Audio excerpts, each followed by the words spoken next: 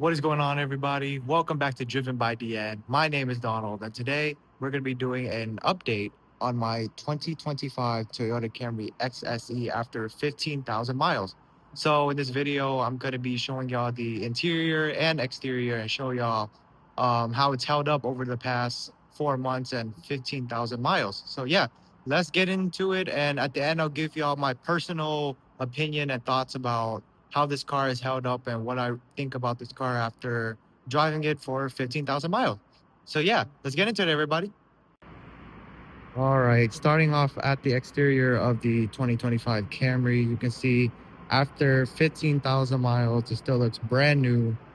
I know it looks a little dirty right now because I just came back from a road trip, but still looks brand new. No scratches or anything. Just a considerable amount of rock chips, if I'm being honest, but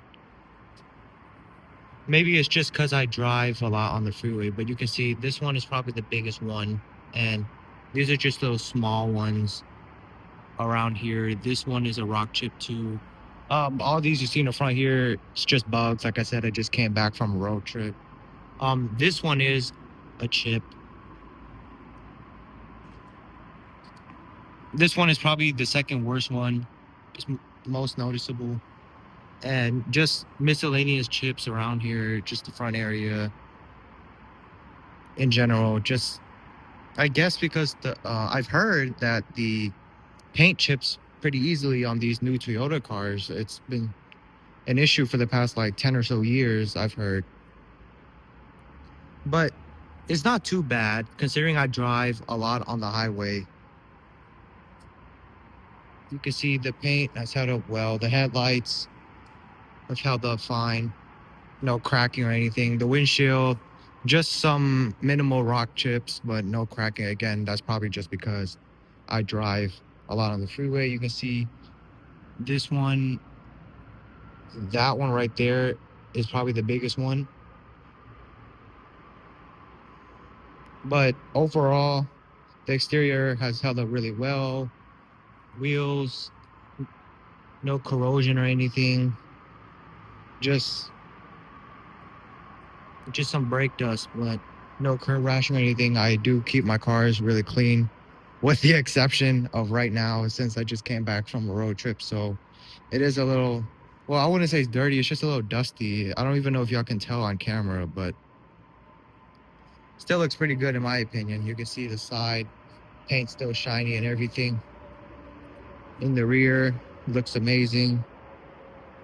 Now, one thing I did notice recently with this rear end right here is that this trunk lid doesn't really line up very well with the quarter panel. So if you look closely, you can see that this is a little higher than this area. And you can, if you run your finger here, it stops like, and then if you do this, you can feel it like go down. Same down here, it stops right here. But over here, it's absolutely perfect. So I am bringing this car in for service tomorrow. Maybe if I remember, I'll mention it to them and see if they can do anything about it. But to be honest, you can't really tell if you're standing pretty far away. You can see the lights are like a hair misaligned, but yeah, that's about it. All the accessories I've added on the outside have also held up pretty well. These door handles are still on pretty tight. These have held on the same. I said in my previous videos that I did have to reinforce them with tape, like right here, because it kept coming off from the wind from driving. Other side's fine too, as you can see. Door handles are there. Mud flaps are fine, none have fallen off or anything like that. No scraping or things of that nature. Now I have scraped the front maybe like 2 or 3 times, and this is the consequence of that. You see right there. And over here, I believe it's a tad bit worse. Nothing noticeable if you're standing up, or even if you're squatting down like this. You gotta like really like basically lay under the car to see it. You know, this car's pretty low anyway, so I doubt anybody at all would notice that. But let's go ahead and show off the inside, see what it looks like after 15,000 miles. Turn off the lights so it won't beep. As you can see, looks brand new in here. Driver's seat, 15,000 miles on them. Minimal wrinkles, just a little tiny little one right there, but the main part of the seat, no wrinkles or anything. That's been there since I bought it. So, I mean, I'm not particularly a heavy person, but seat is held up pretty well. I mean, a little indent here where my butt sits, but it's no wrinkling, no tears or any cracking or anything like that. Passenger seat, same thing. It's been holding up pretty perfect. Over there is straight, everything. Gear shifter, same thing. Steering wheel is held up phenomenally. No scratches or anything, no peeling, no wear or anything. It looks brand new like the day I got it. The buttons are brand new too. They haven't like peeled off or gotten shiny. Like the matte finish is still there. It hasn't like flew off or anything. Still looks brand new. Screen as well. Just a little bit of fingerprint action going on there, but other than that, no scratches, no damage or anything. Now I have noticed that this thing scratches pretty easily, especially when you're using a turn signal. Maybe sometimes my finger slip and my fingernail hits this and it scratches. As you can see, there's some going on here.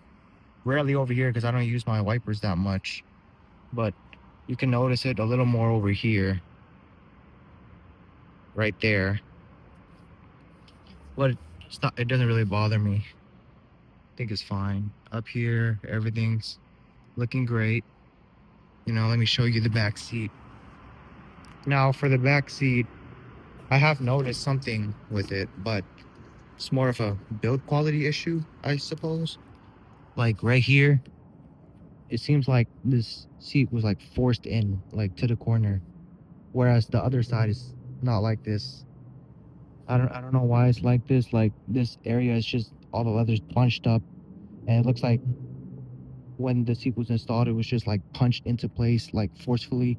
So this leather is like, I don't know if there's a remedy for that, but it doesn't really bother me. I don't really look in the back seat often anyways, and it honestly doesn't look that bad. I doubt most people would notice anyways. But yeah, let's hop into the car, get some AC, and I'll talk to y'all about my thoughts and opinions on this car after 15,000 miles. As you can see on the odometer, I'm at 15,133 miles. Now let's start it up and I'll be right back. All right, now that we've moved to an area with a little bit more lighting, let's talk about my thoughts and opinions on this car after 15,000 miles. So like I said, I've had this car for almost 4 months now. Today, as of the recording of this video, it is October 7th. In 5 days, October 13th will be 4 months with this car, and I've driven it exactly 15,133 miles. Now let's get some of the basic things out the way, like fuel economy. Currently, I'm at 46.9 miles a gallon. Now, I haven't reset it since I left the dealer lot. I've only reset it once, and that was the day I got the car. And over the last 15,000 miles, I've averaged 46.9 miles a gallon. That's with city, with highway, mixed, spirited driving, back roads driving, everything. Like, I've never reset it at all. So I've gotten 46.9 miles a gallon average over the past 15,000 miles, and that equates to around 540, 550 miles a tank. And once I fill it from almost empty to full, it usually costs me right around $26 to $28, depending on how much gas costs that day. Currently, this morning, I filled it up at 260 a gallon, I believe it was, and it was 28 bucks to get from 46 miles of range left to full, so it wasn't bad at all. It was a pretty reasonable gas price. So I think it was 26 bucks, 27, something like that. It was around 10 gallons because this tank is a 13 gallon, but there's a reserve. So I guess the reserve is around like 3 gallons, I mean. And the 10 is what you're using, and the 10 gallon is what it's actually showing on the gauge. So you won't like go too low and burn out the fuel pump or overheat it or something like that. So it lets you use the 10 gallons, and the 10 gallons will get you like 550 miles. And when you fill it up, it'll cost you around 30 bucks, maybe 40 if you live in the more expensive gas area like California or something like that. I believe it'll be 40, 45. I've seen people on Facebook pay 50, 55, but that's more on the expensive side. If you live anywhere like Texas, for example, like right now our gases are 260, and that's like a normal gas station. If you go to Costco, it'll be less. It'll be like it's more like 240, 245, so gas is no issue for this car. Very efficient. But I have been suffering a little bit. My gas has my gas mileage has been going down a little bit. The highest I've ever averaged for this car was 47.2, but I've been taking it on the highway pretty often in the last like 1,000 or 2,000 miles, so it's been going down like point 0.1, point 0.2 miles a gallon. Nothing too major. Like I said, I'm sitting at 46.9 right now, so maybe like point 0.3, but since I'm taking it on the highway, it makes sense. So anywhere on the highway, you can expect between 36 to 48 miles a gallon. Like the EPA estimates, I believe 47. But realistically, if you're driving with the AC on and you're in traffic, keeping up with traffic, maybe 75 miles an hour, 80 miles an hour, it would be more like 42. But if you're driving more aggressively, maybe like 90 miles an hour, or super long trip, no city at all, just strictly highway, and you're just going all the way, straight gas, no brakes, be more like 39. That's what I experienced during my trip to Austin, which is around 160 miles from where I live. So I've averaged on that trip like 40 flat. That's with the city driving I did in Austin and the spirited driving I did on I guess you could say canyon road over there. It's pretty fun. This car held up really well, and it handles pretty good for what it is, a family sedan. You can still throw it around corners. The steering's tight when you throw it into sport mode. Tightens up. The suspension doesn't change. It doesn't have adaptive springs or struts or anything like that, but this car is still pretty fun to drive. It's very quick. When you put your foot down, it still jolts you back. By no means is it a fast car, but it does feel quick because of the instant torque from the electric motors. So you still get that like push back, So it feels fast. I guess my personal 0 to 60 time for this car ranges from like 6.5 seconds to like 7 seconds. But hold on. Sorry guys, had to take a quick phone call there, but like I said, the 0 to 60 time for this car is around 6.5 to 7.5 seconds. Depends on, I guess, the environment you're in and the conditions of the road, the weather, things of that nature. But this car is a quick car. It's not slow or anything. It feels fine. It drives, has a lot of get up and go. It's a comfortable ride.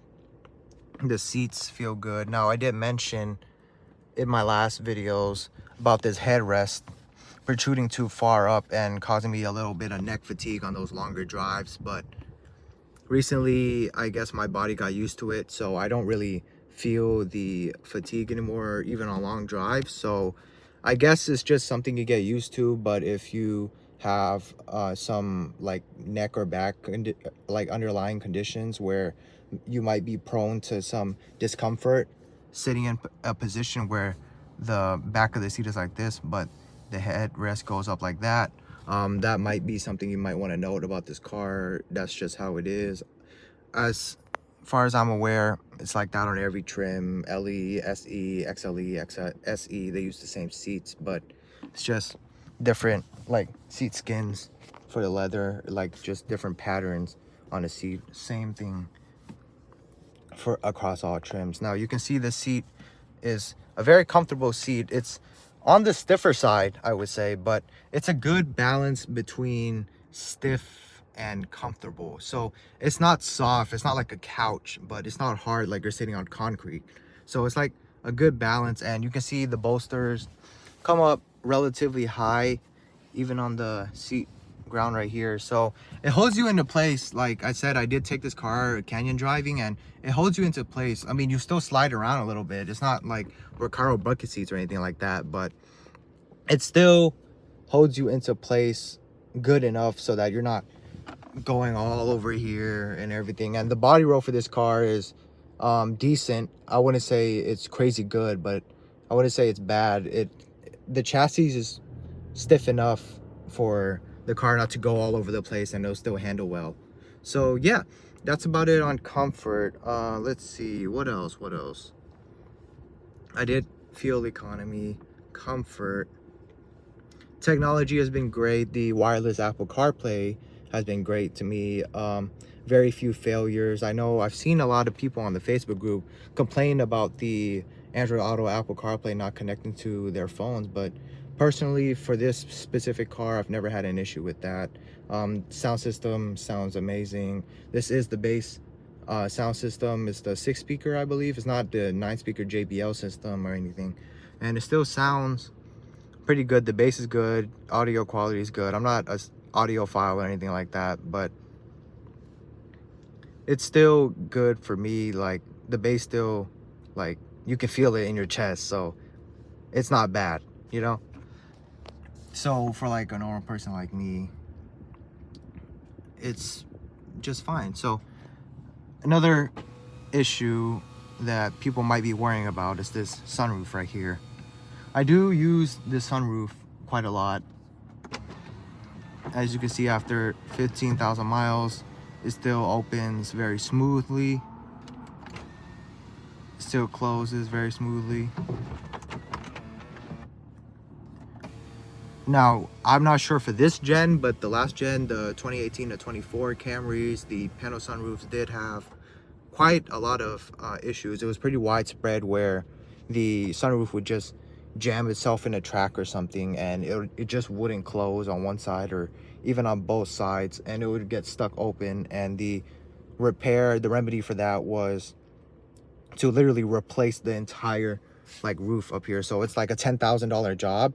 So people were pretty worried about that. But for this new gen, I haven't seen anyone have that issue yet, maybe because it's still really new. But for me personally, this sunroof still works very good, and I do have a extended warranty on the car, so I don't have to worry about that, at least for now, or for the next few years even. So yeah, that's about it for that. As you can see, interior is held up beautiful. Everything's good. Yeah, I'm happy with this car. If y'all have any questions or want to ask me like a specific question about this car, or something that you want my opinion for, just feel free, drop it down in the comment below. And yeah, I'll definitely be replying to all of y'all's comments, letting y'all know. Take any criticism down below too. I know in the last video some of y'all said I use the word like a little. It's because, you know, I just don't, these videos aren't scripted, so I don't read from a script or anything. I'm just winging it. So I've been trying to work on that. I appreciate the feedback. You know, sometimes I just don't see these obvious things that I'm just repeating like over again. But watching the videos again, I see the issue and why y'all have been telling me that. So I've been trying to say the word like less, or any repetitive phrases. So I hope in this video that was better and I didn't repeat anything to make the video like painful to watch or anything like that. And I sincerely hope you guys are enjoying my content. Please feel free to let me know in the comments whatever you want to see about this car, any videos you want to see me make, another POV drive, anything, any walk-arounds, reviews, anything at all that you can think of. Drop it in the comments below, and I'll try my best to bring that to the channel for y'all. So with that said, I hope you enjoyed this video. This is my 15,000 mile review for this Toyota Camry XSE 2025 model, and I will see y'all again for another review at 20,000 miles. So drive around 1,000 miles a week, so I'll see y'all in around 5 weeks. So yeah, with that being said, guys, I really hope y'all enjoyed this video. If you did, consider leaving a like below and subscribing to the channel. I'll see you on the next one, everybody. Thanks for watching.